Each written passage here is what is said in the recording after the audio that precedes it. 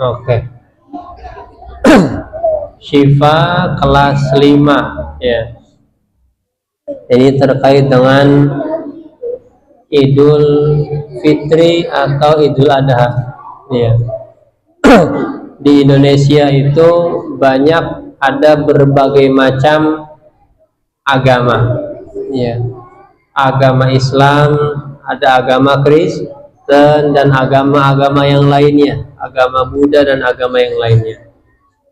Dan kita mengenal ada yang namanya toleransi dalam beragama.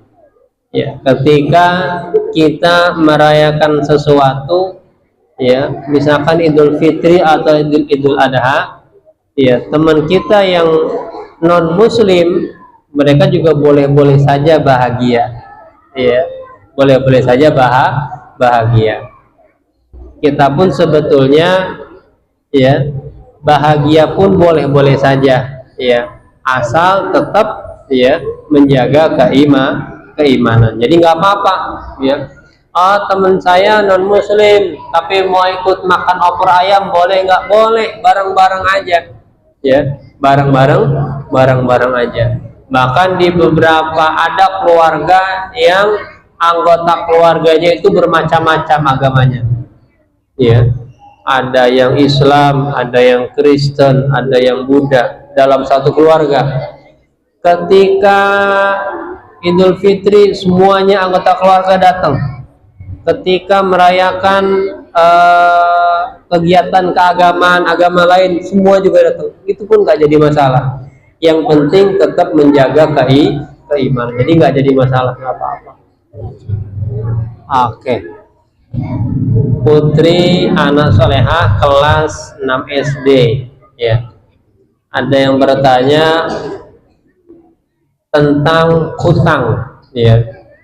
Kalau berhutang emang wajib dibayar, hukumnya wajib, ya. Agama Islam mencatat ketika ada seseorang yang berhutang, ya, maka wajib dibayarkan.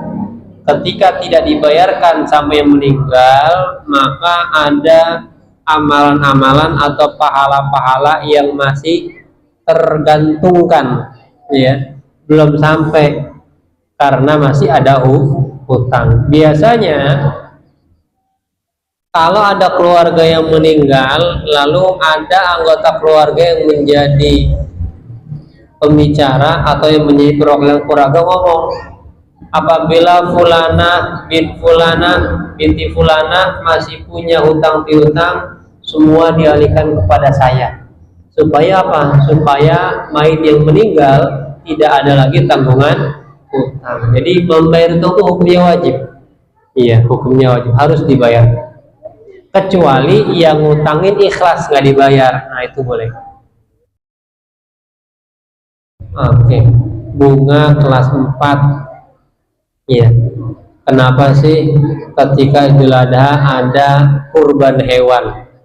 Nah, ini nanti ada kisahnya tersendiri, ya. Tentang kurban itu nanti ada kisahnya tersendiri.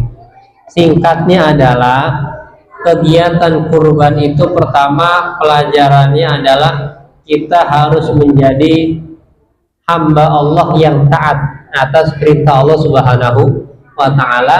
Yang kedua, harus jadi anak yang berbakti kepada orang tua. Nanti di lain kesempatan kita bahas sedikit kisah tentang adanya kegiatan potong kurban atau Idul Adha. Anak soleha siapa namanya? Aurel kelas 1. Naik kelas, baru kelas 1. Subhanallah. Tanya apa Aurel? Kenapa di negara Palestina ditembak sama Israel? Ini pertanyaan yang sangat bagus, Aurel kelas 1. Ya, kenapa? Jadi intinya adalah ada penjajahan gitu ya. Intinya adalah sedang berjuang. Ya, kita yang di Indonesia, kita tugasnya mendoakan dan membantu semampu kita. Doain setiap hari, mudah-mudahan ya Palestina cepat terbebas daripada penjajahan. Saya punya teman suka umpetin sendal, Terus sendalnya dipulangin nggak? malah diumpetin, nggak Diumpetin. dibalik-balikin. Berapa hari nggak dibalikin? 2 hari. Terus gimana? Nangis yang diitin? 2 harinya ketemu. Terus oke. Jafar ini bertanya, gimana sih kok masih ada aja orang yang jahil? Contohnya gimana? Kata Jafar, contohnya ada kawan yang suka ngumpetin sendal sampai berhari-hari sendalnya nggak ketemu. Pas sholat atau pas main sendalnya ditinggal, terus diumpetin, nyari-nyari nggak ketemu, sehari 2 hari baru ketemu. Nah, teman yang jahil seperti ini maka nanti dapat dosa, ya, dapat dosa, dan kita tentu maunya dapat pahala supaya bisa masuk surga. Anak soleh dan solehah, sebagaimana yang sudah sering kita jelaskan bahwa bercanda itu boleh, ya, bercanda itu boleh, bermain itu boleh, tapi jangan sampai menyakiti kawan. Terima kasih ya Pak. Oke.